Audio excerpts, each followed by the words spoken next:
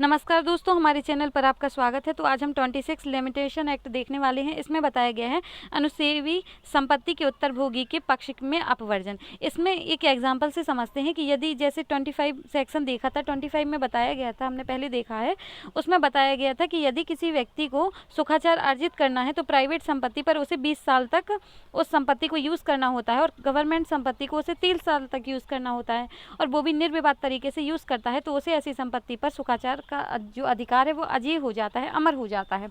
26 यही बात बताता है, 25 को ही आगे बढ़ाता है। इसमें बताया गया है जैसे आपको 20 साल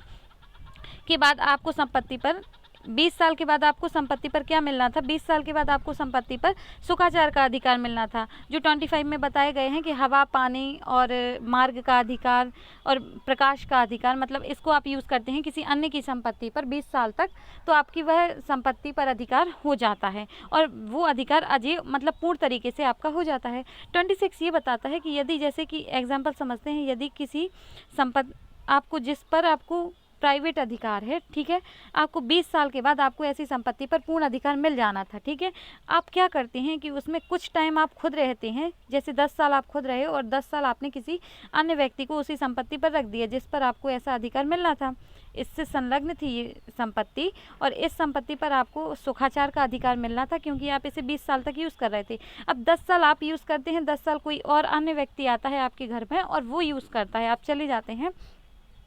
तो ये 26 वही बात करता है कि यदि कोई अन्य व्यक्ति कोई है जो उत्तरभोगी है, मतलब जो बाद में आ गया व्यक्ति है, उस संपत्ति पर जितनी देर यूज़ करेगा वह जो टाइम है वह अपवर्जित किया जाएगा। मतलब ये समझा जाएगा कि आपने सिर्फ 10 साल ही यूज़ किया है, दूसरे व्यक्ति द्वारा रहा गया जो 10 साल है उसको काउंट नहीं किया जाएगा। आपको यदि ऐसा अधिकार चाहिए है तो 10 साल आप रहते हैं, आपको फिर से आना होगा और 10 साल जो ये रहा है इसको अपवर्जित किया जाएगा, फिर से आपको 10 साल रहना होगा और फिर उस संपत्ति पर आपको सुखाचार का अधिकार मिल मतलब इसमें ये बताया गया है यदि कोई और की संपत्ति पर आपको सुखाचार का अधिकार प्राप्त करना है जिसे आप 20